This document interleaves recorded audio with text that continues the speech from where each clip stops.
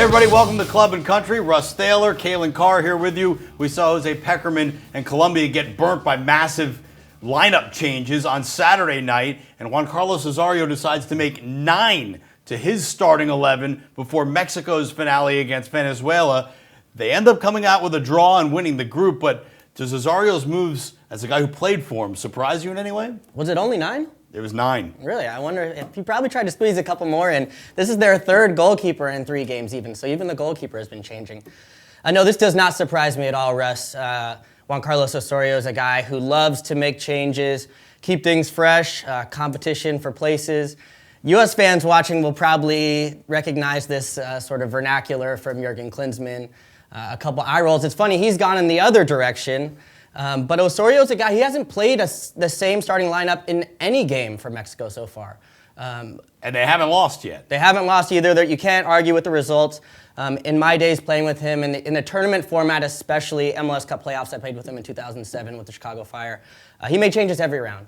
I think this is just his coaching style. All right, Venezuela nearly pulled this thing off with an incredible goal in the 10th minute from Jose Manuel Velasquez that nearly held up. How big of an upset would have that been had Venezuela won that game? Well, you also have to remember this game is in Houston, Texas, which I know quite well. So the pro-Mexican crowd, of course, you can expect that everywhere to go.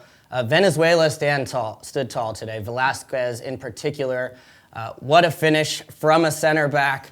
And he had some excellent interventions, stopped the Chicharito one that would have won the game for them as well. And the goalkeeper, Danny Hernandez, stepped in and was fantastic throughout the entire game. The save he had late in the match was incredible as well. That said, though, we had 2 spectacular goals in a 1-1 draw. Tecatito Golazo, huge for Mexico. That was Messi-like, right? Yeah, exactly. I mean, he's 5'5", listed at 5'5", so he's probably even a couple inches shorter than that. As you advance to the next round and go later on in the tournament, and now we're entering into the quarterfinals, the margin between these teams is just going to get smaller, and the space on the field is going to get compact. You could see Venezuela extremely tight tonight, especially when they played with the lead. You're going to need players who can break through and unlock a defense, special players like a Lionel Messi, like a Tecatito. He's going to be huge for them down the stretch. At the start of this tournament, Mexico looked like world beaters, even favorites in this tournament. Each successive game has gotten tighter, and now they have a draw in their final game of the group stage against Venezuela. Are they still a favorite in your eyes? Yes, I mean, I think that's to be expected, and give Venezuela a ton of credit. They were tremendous today. I actually think they can make a deep run in this tournament as well. I would not count them out. But when you look at this team and the way it's put together, there's an excellent mix of young and old, which you want to have in a tournament. Tecatito Corona, 23, Lozano, 20, and then of course you've got established veterans like Chicharito, Guardado, his leadership, and then probably we'll see Rafa Marquez re-enter into the quarterfinals.